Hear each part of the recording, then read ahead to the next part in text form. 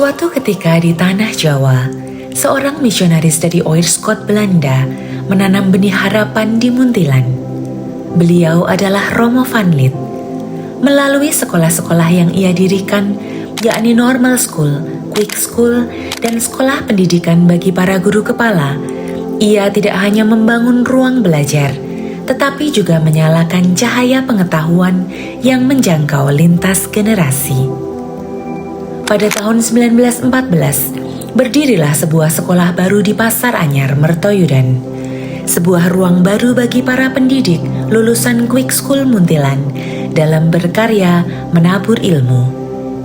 Para guru itulah yang menjadi titik awal lahirnya umat Katolik di Pasar Anyar.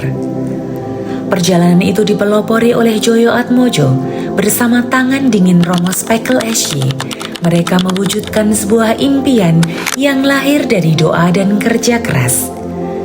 Di sebuah desa dengan nama Blondo, rumah iman tersebut berdiri dengan nama Cristo Regi, bangunan sederhana yang menjadi saksi tumbuhnya kehidupan rohani umat. Sejak tahun 1918, gereja tersebut menjadi tempat para calon baptis belajar mengenal iman. Dari sekolah lahir pengajaran, dari pengajaran tumbuh persaudaraan, dan dari persaudaraan berdirilah gereja, kini menjadi bagian sejarah Mertoyudan. Pada masa itu umat Katolik awal yang tinggal di wilayah Mertoyudan mengikuti perayaan Ekaristi di Paroki Santo Ignatius Magelang dan Paroki Santo Antonius Muntilan. Namun pada tahun 1952, seiring dengan dibangunnya kembali Seminari Menengah Mertoyudan oleh Vikariat Semarang, beberapa keluarga Katolik memohon izin untuk ikut merayakan Ekaristi di Kapel Seminari Menengah. Umat Katolik di Mertoyudan tak lagi perlu menempuh jarak yang jauh untuk mengikuti perayaan Ekaristi. Kapel itu menjadi tempat berteduh bagi jiwa-jiwa yang haus akan sabda. Ruang kapel perlahan menjadi sesak oleh doa-doa yang mengalir dari hati umat yang penuh pengharapan iman. Dari kerinduan yang terus bertumbuh itulah lahir sebuah cita-cita besar, membangun gereja yang dapat menampung seluruh umat Katolik Mertoyudan. Pada tahun 1954, Romo van der Putten Esy merintis pembangunan gereja. Batu demi batu disusun, kayu demi kayu ditegakkan. Bukan hanya sebuah bangunan yang sedang didirikan, melainkan sebuah rumah bagi persaudaraan. 2 tahun kemudian, pada bulan Agustus 1956, gereja itu akhirnya berdiri. Suatu tanda nyata bahwa Tuhan sungguh berjalan bersama umatnya. Pada tanggal 29 September 1956, Misa Kudus dipersembahkan oleh Monsinyur Albertus Sugio Pranoto SY di gereja baru tersebut.